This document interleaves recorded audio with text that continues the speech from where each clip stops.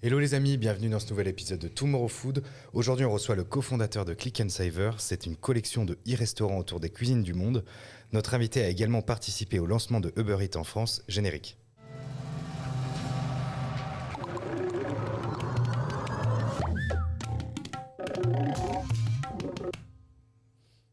Salut. Salut Léo. Comment ça va ? Écoute, je suis accoudé au comptoir, ça fait une éternité. Bah oui, on a voulu essayer de recréer un comptoir, Jérôme. Franchement, c'est le bonheur, tu sais, ce posage de coude. Je suis désolé, je t'ai servi qu'un verre d'eau, mais disons que le cœur y est. On est bien, on est au chaud, on est prêt. Superbe. Ouais. Jérôme, déjà ravi de t'avoir sur le plateau avec nous. Ça me fait vraiment plaisir que tu nous rejoignes. On est très content aussi d'avoir des acteurs comme toi ici chez Tomorrow Food pour représenter l'entièreté de ce qu'est la restauration aujourd'hui. Et justement, pour les gens qui ne connaissent pas Click & Savor, je vais te laisser un peu te présenter et présenter ton parcours en quelques dates clés, si tu veux bien. Bien sûr, merci pour l'invitation. Merci pour l'invitation, Léo. Écoute, quelle chance d'être là aujourd'hui pour parler du projet. Donc, Click & Savor, c'est un projet qu'on a lancé avec des copains. Donc, la première idée, c'est en juin 2019. Je pense que la première fois qu'il y a une idée qui se passe autour de la food dans notre tête. J'étais avec ma copine dans une piscine froide de Bali, parce qu'il faut pas aller faut pas aller à Bali en juin, c'est une mauvaise idée. Ah mais oui, parce que là-bas, c'est la saison des pluies, c'est ça ? On est de l'autre côté de l'équateur. Oui, non, c'est une très mauvaise idée. Donc on venait de se faire un bon nasi goreng, et on s'est dit, mais ça serait bien de lancer un concept comme ça en France, à Paris. Ouais. Je suis en train de faire de l'ASMR. Ouais, un petit peu, tu vas voir, c'est exceptionnel. Non, donc là, voilà, l'idée émerge et on se dit, on faut lancer un concept. On ne sait pas encore trop comment, mais ce qui était sûr, c'est qu'on ne voulait pas le faire de façon traditionnelle. On ne voulait pas faire de la restauration traditionnelle. J'avais vu beaucoup de choses qui est en train de se passer au niveau de la food. Symboliquement, le fait que la livraison est en train d'exploser, c'est fort. C'est-à-dire que finalement, avant, la restauration, c'était toi qui rentrais dans le monde d'un chef. Tu allais chez lui. Là, le schéma s'inverse. C'est le chef qui vient chez toi. Donc, il y a quelque chose en termes de service qui est en train d'évoluer. Et au niveau de ce qui est proposé, la façon dont on le fait, on voulait faire les choses autrement. Et donc, on a un peu mûri notre projet comme ça jusqu'à septembre 2019, où on commence à rassembler un compte de résultats, ce que c'est que la restauration finalement, quels sont les coûts, ce que c'est qu'une marge, etc. Mais on se rend compte que dans la food, dans la restauration, finalement, la part de coût matière, ce que tu as vraiment dans l'assiette, ça représente en moyenne, dans les données que j'avais collectées, 1/5 de ce que tu payes finalement sur l'addition. Donc ça veut dire qu'il y a 4/5 qui sont autre chose, qui sont des loyers, qui sont du salaire de personnes qui font de la manger, mais aussi de salaire de personnes qui n'en font pas. Et on se dit, il faut qu'on fasse autre chose, il faut qu'on aille chercher, que gratter ça dans ces 4/5 pour baisser le prix. Le sentiment fort qu'on a, c'est que dans ce qui est en train de se passer dans la food, l'explosion de delivery, il y a toute une partie de la population qui est oubliée de ça. Quand tu factures un burger à 15 €, tu oublies qu'il y a plein de gens qui ne peuvent pas se payer un burger à 15 €. Alors que l'expérience est dingue. C'est-à-dire que tu rentres chez toi, tu es assis sur ton canapé, tu commandes depuis ton téléphone et on vient te faire à manger. Tu n'as pas besoin de faire de courses, tu n'as pas besoin de faire à manger, tu n'as pas besoin de faire le vaisselle. Non, mais c'est dingue, c'est 70% des tâches ménagères qui sautent d'un coup. Donc quand tu vas voir des classes populaires qui ont des plus petits pouvoirs d'achat, il faut pour pouvoir leur proposer quelque chose de moins cher. Et on n'avait pas envie de rogner sur les coûts matières, et ça ne fait même pas sens de rogner sur les coûts de matière quand c'est une si faible contribution. Ce qui fait sens, c'est de rogner sur tous les autres coûts et donc penser différemment le modèle. Et donc l'approche, de toute façon, on n'avait pas énormément d'argent dans les poches, donc on ne pouvait pas non plus ouvrir un grand resto dans une grande rue parisienne, ça ne marchait pas. Et donc l'approche qu'on a eue, ça a été de se dire, ok, comment je fais pour réaligner mon prix avec mes coûts matières ? Et donc on a commencé à se dire, mais ce qu'il faut, c'est déjà pas avoir une cuisine au centre de Paris, ça coûte beaucoup trop cher. Donc il faut qu'on ait une cuisine en proche banlieue, là où les loyers sont très faibles, une grande cuisine. Et après, dans Paris, il faut qu'on ait des boutiques qui soient des points relais pour du click and collect ou pour de la food, qui ne nécessitent pas d'extraction, donc pas de porte élevée. Et tu sais, toi, que ça coûte très très cher. Ouais. Donc c'est derrière des emprunts que tu dois rembourser, pas des gros matériels, parce que le matériel coûte excessivement cher aussi, donc des fours, tout ce matériel qui est extrêmement coûteux, ben, tu l'as que dans ta cuisine centrale. Que dans la cuisine centrale. Exactement. Et pas besoin non plus de... les salaires qui coûtent cher dans une cuisine, il ne faut pas se le mentir, c'est pas le salaire des commis. C'est le salaire du chef, c'est le salaire des managers, du gérant, etc. Donc toute ta structure managériale, tu la rassembles dans ta cuisine centrale et tu le payes qu'une fois, tu ne le dupliques pas pour chaque boutique. Donc quand on a réussi à finir ce calcul à la fin, ben, en fait là où certains restaurants pouvaient se dégager un EBITDA autour de 5%, nous on arrivait à dégager 35%. Donc on se dit, ben là on a le... Il y a un modèle, il y a un truc qui peut potentiellement tenir. Et on peut baisser les prix. Et on peut aller voir des gens qui... Et aujourd'hui, on arrive, et on n'a pas encore les volumes qui nous permettent encore de descendre, mais aujourd'hui, on arrive à proposer un risotto à 7,90 € à emporter, là où d'autres le proposent à 15 €. Et l'objectif, c'est de le passer en dessous de 5 €, sans casser les coûts matières. Encore une fois, les coûts matières, c'est le produit, il faut les préserver. Par contre, tout ce qui n'est pas nécessaire, ça, on l'enlève. Ok. Juste pour que nos spectateurs comprennent un petit peu ton parcours et l'historique, et ce qui fait que tu as une mécanique qui est un peu différente. Est-ce que tu peux nous parler de l'expérience que tu as eue en septembre 2015 ? Exact. En septembre 2015, je rejoins une grande société à l'époque, en tout cas peut-être un peu moins connue qu'aujourd'hui, c'était Uber. Et j'arrive donc avec mes valises, et en septembre 2015, première mission, me dit tu vas bosser sur Uber Eats. Il y a un projet chez Uber qui est de lancer un service de food un peu calqué sur Deliveroo mais différent. Et on a besoin d'ops, donc tu vas bosser avec eux. Et c'était génial parce que, je ne sais pas si tu te rappelles, mais le tout premier service Uber, c'était de l'instant food. Ce n'était pas du tout le modèle actuel, c'est-à-dire que c'était des plats chauds qui attendaient dans des voitures, qui roulaient autour de toi. Et quand tu commandais, tu avais le plat chaud qui arrivait directement à toi en 2 minutes 30, c'était des Zoé, je crois. Et le modèle était dingue. Mais je ne me rappelle pas du tout de ça, dis donc. Ça a duré 6 mois. Je pense qu'à un moment donné, ils ont droppé parce que logistiquement, c'était un calvaire. Il faut t'imaginer que tu avais un réseau de livreurs entre les restaurants et un bout de parking Vinci qui était pas loin des champs, où du coup, on ramenait des plats chauds qu'on mettait dans les Zoé. Les Zoé partaient rouler autour des arrondissements. Et dès que le plat était plus chaud, on les rappelait. Et puis, c'était des pertes s'ils n'avaient pas vendu. Et finalement, moi, j'avais trouvé l'idée absolument géniale de disrupter le marché. Il y a un parti pris fort à la base qui est de dire, il y a certains food types que je ne vais pas pouvoir faire. La pizza, je ne pourrais pas en faire. Ok, c'est le best-seller en livraison, mais je ne vais pas en faire. Et grâce à ça, je vais créer un modèle qui change complètement l'expérience client, qui va ramener le temps d'attente à 2 ou 3 minutes. Et je pense qu'ils ont abandonné le projet parce que logistiquement, ça ne scalait pas. C'était difficile de grossir vite. Et surtout, les restaurateurs n'étaient pas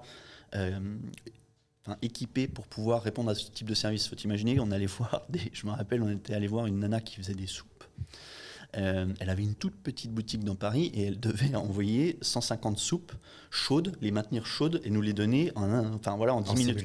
Exceptionnel. Donc c'était un calvaire pour eux. C'était un calvaire. Elle avait dû fermer son service pour pouvoir répondre au truc. Et donc c'était pas adapté. Mais j'avais gardé ça en tête. Tu vois, l'idée de dire, le modèle, il peut être changé si tu prends un parti pris fort à la base. Chez Click & Saver, on fera probablement jamais de pizza. On fera probablement jamais de burger.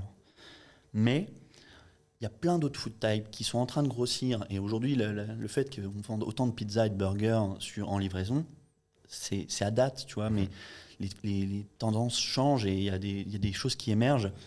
Calquer son modèle uniquement sur le fait qu'aujourd'hui il faut faire de la pizza, c'est dommage. Et donc le parti pris, c'est de dire on ne fera pas ces choses-là, mais il y a des plats en sauce qui se remettent à température très très bien. Il y a des risottos, si tu le travailles un petit peu différemment, tu peux le remettre à température, soit au bain-marie, soit au micro-ondes, sans avoir besoin d'extraction du coup. Oui, bien sûr. Et tu peux envoyer ce plat avec des coûts du coup moins élevés, un prix plus faible, et pouvoir cette fois-ci t'adresser à des gens qui ont un plus petit pouvoir d'achat, sans leur vendre de la merde. Et c'est plutôt une bonne chose. Plutôt une bonne chose. On revient justement à la deuxième partie de 2019. Le projet naît à Bali. Tu commences vous commencez à construire un modèle. Tu vois qu'il y a quelque chose qui est en train de se passer. Comment ça se passe ? Du coup, il y a un moment, il a fallu actionner le levier. Comment ça s'est passé ? Tu as trouvé des investisseurs ? Tu as été voir les banques ? Raconte-nous.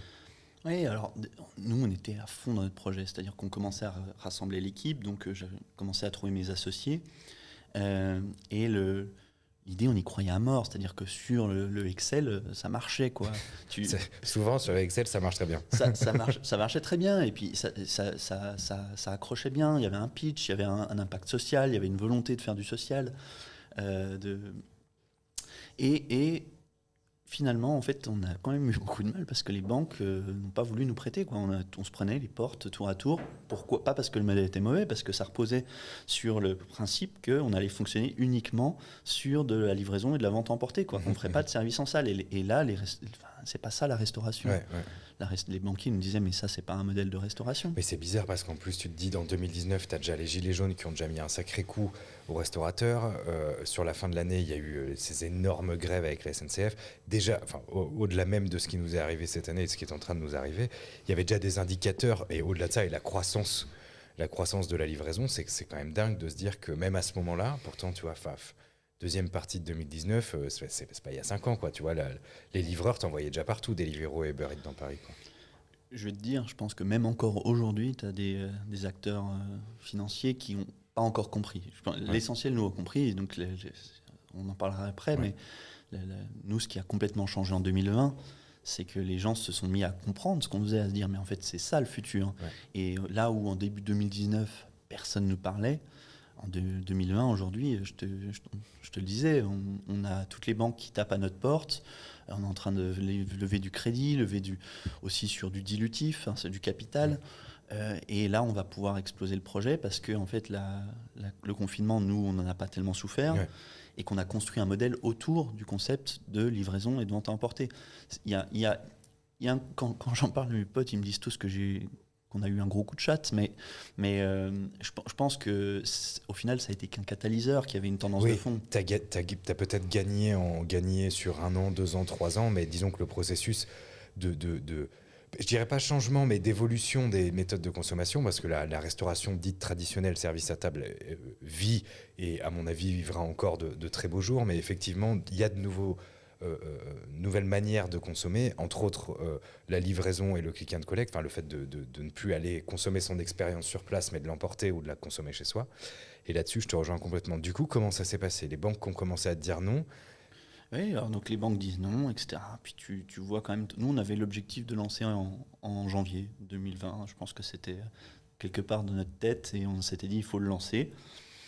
Et on disait mais on va pas ne pas y aller parce qu'on nous prête pas, donc on a rassemblé ce qu'on avait dans nos poches et on a dit on va y aller comme ça et on va leur montrer. Et on va leur montrer et peut-être que dans 6 mois ils comprendront, peut-être que dans 8 mois ils comprendront. Et j'avoue qu'il y a eu un petit côté tête brûlée là, à ce moment-là, parce que tu pars, tu sais pas. On avait finalement dans les poches de quoi financer une boutique et une cuisine, un bout de cuisine centrale, quoi. Et notre modèle, il prend sens quand tu as plusieurs boutiques. Sinon tu as juste dupliqué tes loyers, quoi. Sinon, tu dépenses beaucoup d'argent, par contre, tu n'en gagnes pas beaucoup. C'est ça. Et on y va comme ça. On ne sait pas comment on va financer les autres boutiques et on y va comme ça.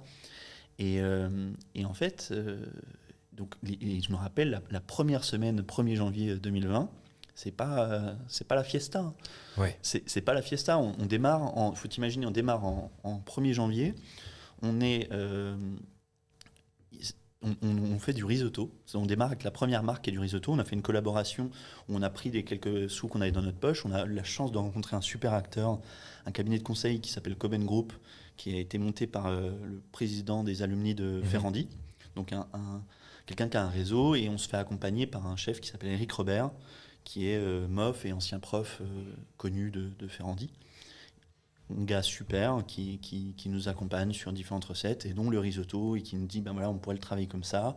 Si on le fait comme ça, vous allez voir, on va pouvoir le réchauffer, potentiellement même au micro-ondes. Et on met un peu d'argent là-dedans pour construire cette première marque qu'on lance dans notre première boutique, rue de Chabrol. Et 1er janvier, donc tu as une marque de risotto. Je pense que c'était la première marque de risotto en France, uniquement en livraison. On faisait que du risotto. Et la première semaine, je ne vais pas dire de bêtises, mais je pense qu'on fait moins de 100 commandes sur la semaine, largement, quoi.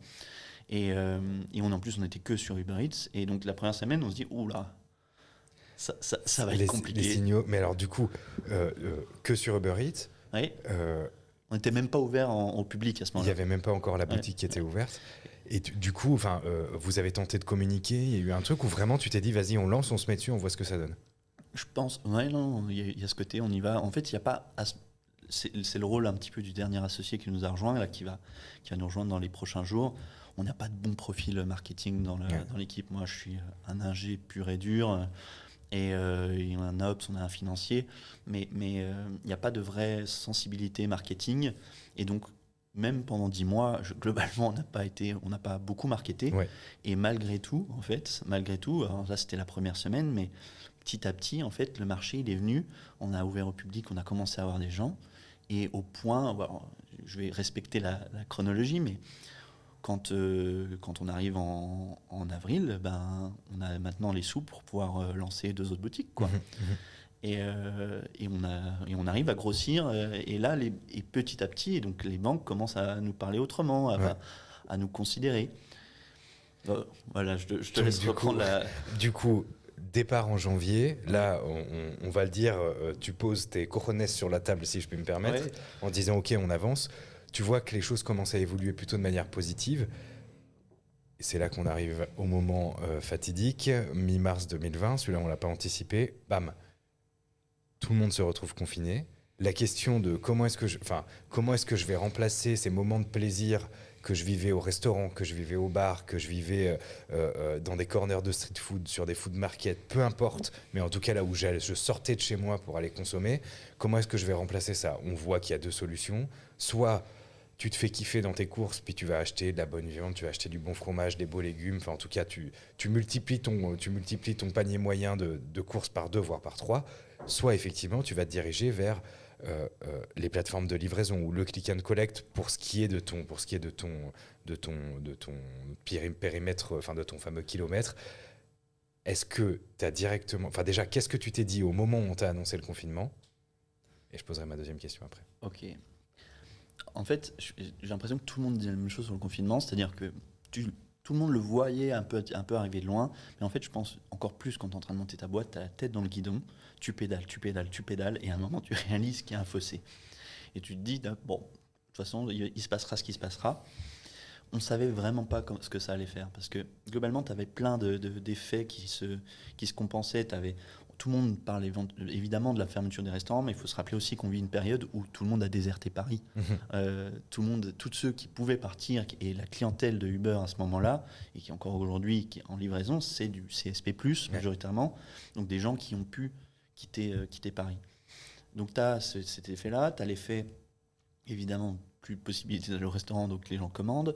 Tu as aussi beaucoup de gens qui ont fait beaucoup de réserves, donc tu te dis, bon, ils vont consommer ces pâtes par kilo qu'ils ont acheté. C'est montagne de PQ. C'est montagne de PQ, exactement. Non, mais et donc tu sais pas exactement. Et en fait, la première semaine, on a pris un raz-de-marée dans la tête.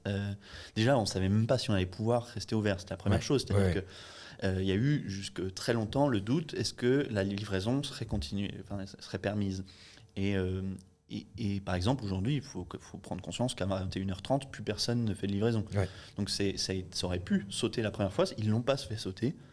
Et donc, on s'est retrouvé avec toute la demande qui passait online et toute l'offre qui n'y était pas. C'est-à-dire qu'il y avait moins d'acteurs qu'aujourd'hui. Aujourd'hui, tous les acteurs quasiment sont présents en online, mais à l'époque, il y en avait beaucoup moins. Et ceux qui étaient présents l'étaient en complément, c'est-à-dire n'avaient pas forcément une structure qui leur permettait de vivre que comme ça. Nous, notre modèle avait été pensé là-dessus, c'est-à-dire que en fait, on a perdu un petit peu de clientèle en direct, mais qui a été surcompensée par la vague de commandes qu'on s'est pris. Et ce qui a été magique, c'est qu'on a réussi à tout envoyer. Je me rappelle la première semaine, on se prend... normalement, il y a une personne en boutique, il faut t'imaginer. Et la personne s'est pris l'équivalent de 300 commandes sur une journée. Il y avait des files d'attente de livreurs qui étaient dehors parce qu'ils n'avaient pas le droit d'être à l'intérieur. Il y avait les mesures d'hygiène, donc ça se patientait sur tous les 2 mètres sur la rue, etc. Et on envoyait comme ça, et on a réussi à envoyer toutes les commandes. Et donc en fait, on a dit, notre modèle, il pourrait marcher à grosse échelle. C'est la première fois où on s'est dit, mais en fait, si on arrive à créer des marques, une communauté, des choses qui marchent, le modèle opérationnel fonctionne. C'est-à-dire qu'on est capable d'envoyer ces volumes avec une seule ressource en boutique, on est capable de produire ça avec une centrale, etc. Donc ça, c'est la première semaine, deuxième semaine, cartonne, etc. Puis petit à petit, il y a eu rééquilibrage parce que tu as beaucoup d'acteurs qui sont arrivés en livraison. Tu as tous les acteurs. Je me rappelle, à un moment, j'ai réalisé que l'hippopotamus était en livraison. À ce moment-là, tu te poses vraiment des questions. Tu te dis, ça y est, on vit dans un monde numérique. La vie 2.0 hippopotamus peut te livrer, exceptionnel. Non, mais c'est ça. Et donc là, petit à petit, tu as eu toute l'offre qui est passée en ligne. Et donc, tu as eu un rééquilibrage. Et donc, on est repassé sur des volumes qui étaient traditionnels, mais qui étaient dans la continuité de notre croissance, où on continuait à grossir chaque mois. Et donc, finalement, à part ce pic, les 2 premières semaines, on a une courbe de croissance qui est assez linéaire sur toute l'année. Tu nous fais quand même une belle croissance. Hein. Évidemment, en tout cas, nous, on n'a pas à se plaindre. Mais le vrai truc qu'on a senti, en fait, tu es obligé d'avoir ce type de croissance quand tu lances ta société. C'est ce que tu attends. Ouais. C'est ce que tu vends à tes investisseurs. Exactement. Mais ce qui a vraiment changé, c'est le regard des financeurs sur notre business model et notamment des financeurs bancaires. Nos préférés. Nos préférés, mais ceux qui sont indispensables, ceux qui font tourner l'économie et l'artisanat. Ceux sans qui ça ne pourrait pas fonctionner, effectivement. Exactement. Et donc là, du coup, tu retournes voir des partenaires bancaires, ils viennent te voir et du coup, tu peux mettre un coup d'accélérateur, c'est comme ça qu'on peut le dire ? Exactement. Alors, le coup d'accélérateur, il est maintenant, puisque on va le recevoir, le premier prêt, on va le recevoir cette semaine. On a un deuxième prêt qui va potentiellement arriver. On est en train de boucler une levée de fonds aussi, avec pas mal d'argent pour grossir. C'est-à-dire l'idée, c'est d'ouvrir de 4 à 5 autres boutiques. Donc mailler complètement déjà le territoire parisien, être proche du consommateur, c'est quelque chose qui est hyper important dans notre métier, que ce soit en livraison ou en click and collect. Et puis pour investir lourdement sur le produit, c'est-à-dire que c'est aujourd'hui l'impasse qu'on a fait un petit peu, c'est-à-dire qu'on a fait ce qu'on a pu avec les sous qu'on avait pour essayer de travailler les recettes, mais il y a beaucoup de R&D quand on a un modèle comme celui-là et qu'on ne peut pas faire n'importe quel plat comme ça du jour au lendemain. On ne peut pas créer des recettes comme ça, il faut les penser différemment. Et donc là, aujourd'hui, on va pouvoir faire rentrer un chef plutôt capé, dont je ne dirai pas le nom encore parce qu'il n'a pas encore signé. Mais on espère qu'il va signer. Et on espère qu'il va signer, et quelqu'un qui commence à être plutôt connu dans le milieu. On a donc Nicolas qui nous rejoint et qui va porter ce produit. On va investir aussi dans la communication. Tu me parlais tout à l'heure de PR. Jamais fait ça jusqu'à présent, on était sous le radar. Là, aujourd'hui, on va vouloir parler de nous, on va vouloir parler de notre produit, on va parler de notre histoire. C'est des choses qu'on commence et qui vont arriver dans les prochains mois, normalement. Je te le souhaite, en tout cas. Juste pour qu'on comprenne bien, en gros, aujourd'hui, tu as une cuisine centrale qui est autour de Paris. Aujourd'hui, c'est 2 points de vente, c'est ça ? Non. 4. 4, autant pour moi. 4 points de vente. Du coup, tu nous parlais tout à l'heure de marques. Ce qui veut dire que demain, tu as 3 marques différentes. Ces 3 marques, on va pouvoir les retrouver dans chacune des boutiques ? Exactement. Le concept de marque, c'est quelque chose qui marche bien avec les plateformes. C'est-à-dire que c'est une consommation très particulière. La plateforme Uber Eats et Deliveroo, c'est un peu Netflix. C'est-à-dire que le soir, quand tu te fais un Netflix, tu te dis d'abord, est-ce que j'ai envie de me faire une comédie, un thriller, un film d'action ? C'est pareil sur Uber Eats, tu te dis, est-ce que je vais me faire un thaï, un japonais ou un italien ? Et donc, il faut pouvoir rentrer dans ces cases. Si tu ne rentres pas dans ces cases, c'est plus difficile d'être référencé. C'est la première chose. Donc, finalement, au-delà de ce que tu veux faire gastronomiquement, à un moment donné, la façon de le marketer pour répondre aux plateformes, c'est de faire ce système par marque et par food type. Maintenant, il est pas forcément cohérent dans la vision. C'est-à-dire, à la base, nous, quand on réfléchit à ce qu'on veut faire comme food, on réfléchit plus par ce qu'on appelle, alors le mot anglais, c'est use case, mais par type de besoin. C'est-à-dire qu'on se dit, à qui on a envie de proposer nos repas ? Est-ce que c'est le dîner en amoureux ? Est-ce que c'est le sportif qui a besoin d'un repas hyper protéiné avec très peu d'acides gras ? Est-ce que c'est n'importe quoi, le comfort food, le gars qui, le soir de match, qui a juste envie de se faire un truc un peu guilty, un peu gras ? Et je pense que la façon dont on réfléchit nos marques, c'est tout le temps de se dire voilà, à qui on a envie d'offrir ça. Et après, tu essayes de le faire rentrer dans des marques pour que ça puisse répondre à un use case. Et je pense que l'idée, c'est qu'une marque, c'est difficile aujourd'hui, nous, d'imaginer qu'une marque puisse répondre à plusieurs use cases. Ok. C'est un petit peu problématique parce que aujourd'hui, c'est aussi pour ça que tu t'engueules avec ta copine ou tes mômes parce qu'il y en a un qui veut manger. Qui veut manger ci, qui veut manger ça. C'est un peu. Enfin.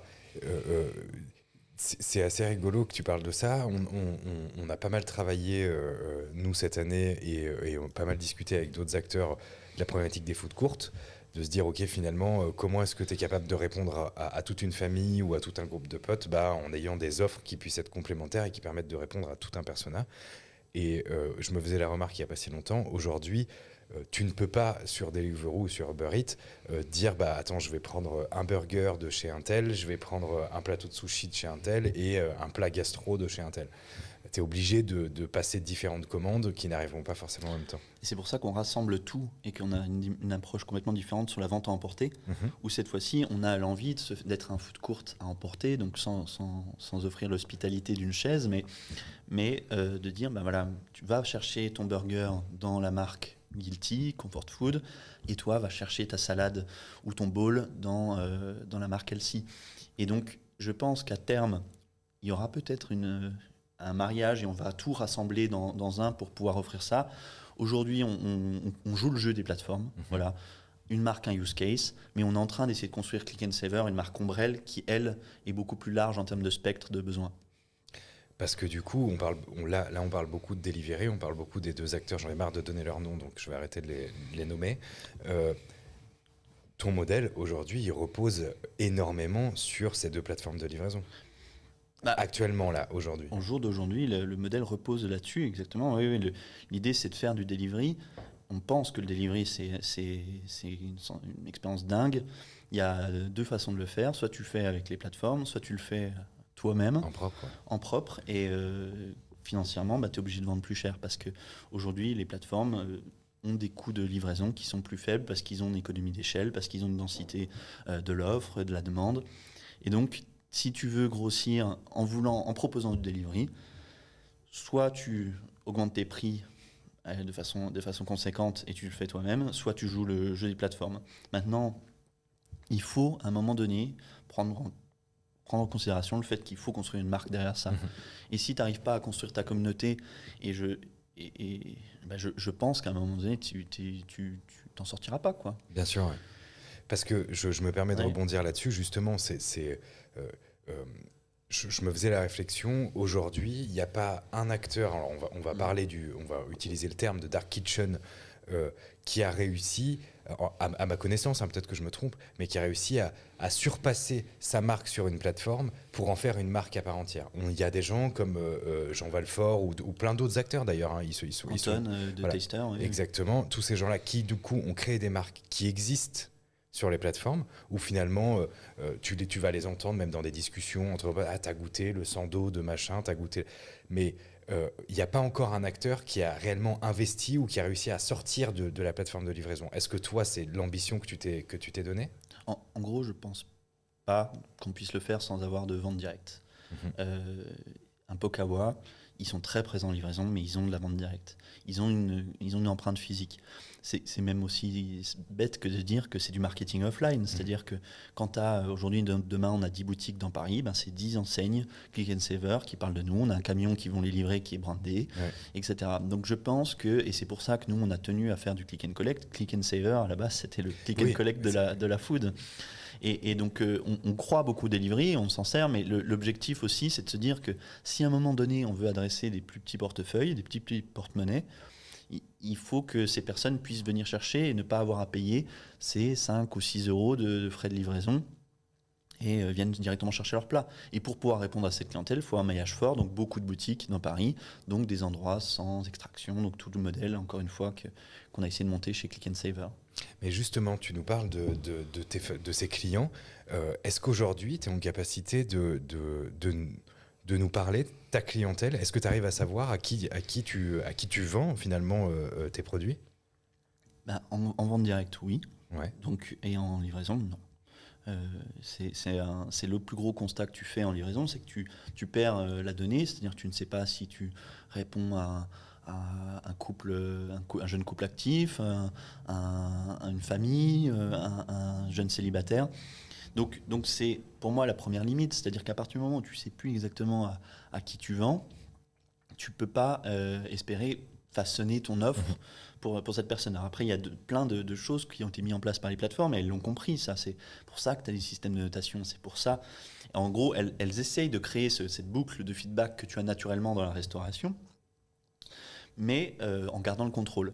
Après, il faut rester aussi lucide. C'est-à-dire que tu as beaucoup de restaurateurs qui ne passent pas par des plateformes. Et si tu vas les voir demain et que tu leur demandes c'est quoi ta catégorie de clients, sont incapables parce qu'ils ne collectent pas non plus la donnée. Complètement. Ouais.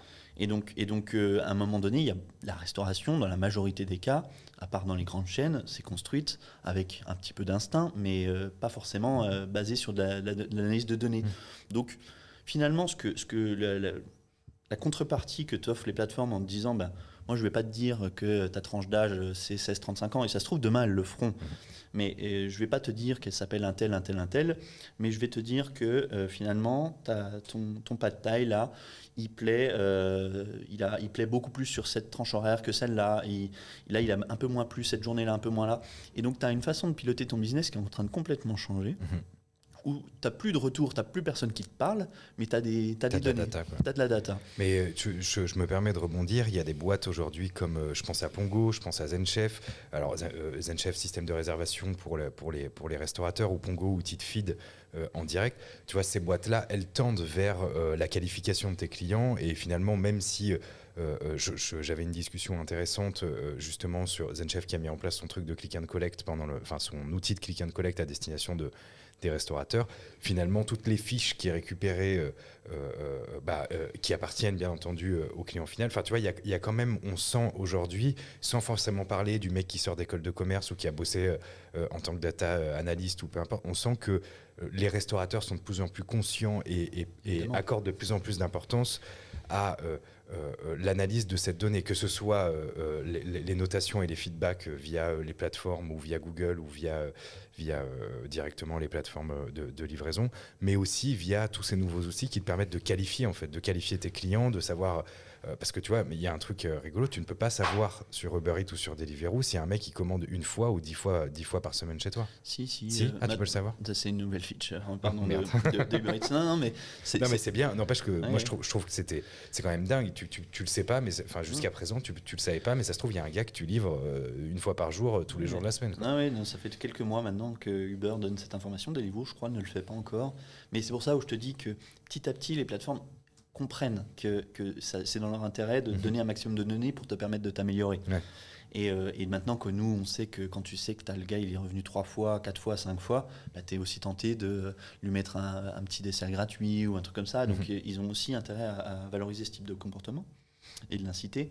Maintenant, Pongo, tout ça, je suis entièrement d'accord, mais il y a une prise de conscience totale. De toute façon, je pense que ça devait arriver, que c'est ce qui se passe dans le secteur de la restauration, c'est passé dans plein de secteurs auparavant, l'assurance pour n'en citer qu'un, et que je pense que ça va dans le bon sens.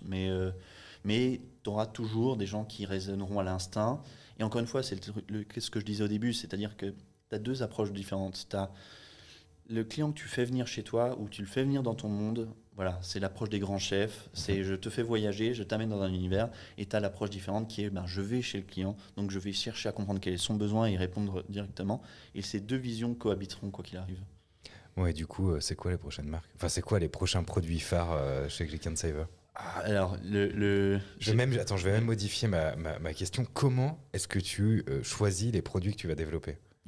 Écoute, il y a plein de façons différentes de le faire. Je t'ai dit, en gros, nous, on a une approche où on démarre toujours par use case. C'est-à-dire que là, on sait qu'aujourd'hui, on a répondu beaucoup à du comfort food guilty, c'est-à-dire le risotto, c'est gourmand, etc. Donc, on a très envie de faire quelque chose d'un peu plus healthy. On a très envie de faire quelque chose d'un peu plus sportif aussi. C'est un food type qui nous intéresse beaucoup, ce type de choses. Après, il y a des cuisines qu'on a envie de travailler. Je ne cache pas, la cuisine méditerranéenne en fait partie. Il y a des très belles offres en ce moment qui existent, mais qui ont tout ça que c'est un peu cher, tu vois, et on aimerait bien pouvoir faire quelque chose un petit peu moins cher. Et donc voilà, je vais pas spoiler, mais voilà, c'est essentiellement de la Méditerranée. Ok, tu nous donnes quand même quelques indices là. Oui. Ben, on les prend bien volontiers. Écoute, Jérôme, on arrive gentiment mais sûrement vers la fin de cette interview. Je viens de me rendre compte que il y a 2 choses que je ne t'ai pas dites avant qu'on commence, parce qu'on va te poser 2 questions. La première, c'est si 2020 était un plat, ça serait quoi pour toi? Je suis obligé de répondre à un risotto. Ouais, j'étais sûr que tu allais dire ça. Ok, un risotto. Mais tu peux nous dire un risotto à quoi? Moi, j'aime beaucoup le risotto basilic burrata. C'est bien gourmand ça, bien gourmand. Oui, voilà, bah c'est l'année où j'ai pris 10 kilos quand même. Hein. Donc il fallait ça pour l'année 2020. Exceptionnel. Donc oui, non, un pesto, le riz arborio un petit peu mélangé à du pesto et une burrata coulante dessus. Ah, superbe, n'en dis pas plus. Ça, c'était ma première question. Et ma deuxième question, c'est écoute, s'il n'y avait pas de frontières, s'il n'y avait pas d'époque, t'aurais aimé avoir qui avec nous aujourd'hui sur le plateau? Une personne qui t'inspire, ça peut être, pardon, c'est vrai que là ma question était très large. Une personne qui t'inspire, ça peut être un chef, ça peut être un entrepreneur, ça peut être un musicien, en tout cas quelqu'un que tu aurais aimé avoir avec nous aujourd'hui pour partager ton expérience. Écoute, il y en a vraiment un paquet, mort ou vivant. Bah, ça après, c'est peu importe. Non, bah, moi, je suis de culture scientifique, donc moi, si tu me mets un Niels Bohr à table, je suis comme un ange. Mais je pense que il y a quelqu'un, j'aimerais bien parler à des grands entrepreneurs de l'époque actuelle. Quelqu'un comme Musk m'inspire beaucoup. Et d'ailleurs, c'est assez marrant de voir à quel point quelqu'un comme Musk est en train de changer complètement l'énergie, avec SolarCity et la façon dont on produit de l'énergie et dont on la stocke. Notre rapport au spatial avec SpaceX, notre rapport à la mobilité avec Tesla. Et je suis persuadé qu'un mec comme ça, à un moment donné, va devoir s'intéresser à la food, parce que la food, c'est littéralement à la croisée de tous les enjeux environnementaux, santé, sociaux du prochain siècle, quoi. Eh ben, je pense que tu as complètement raison. Écoute Jérôme, merci beaucoup d'être venu avec nous sur le plateau de Tomorrow Food. Je te souhaite plein de réussite et j'espère voir naître plein de nouvelles boutiques Click and Saver. En attendant, on commande directement sur les plateformes de livraison. Merci à toi et Merci à très Léo. bientôt. Merci. Salut. Salut.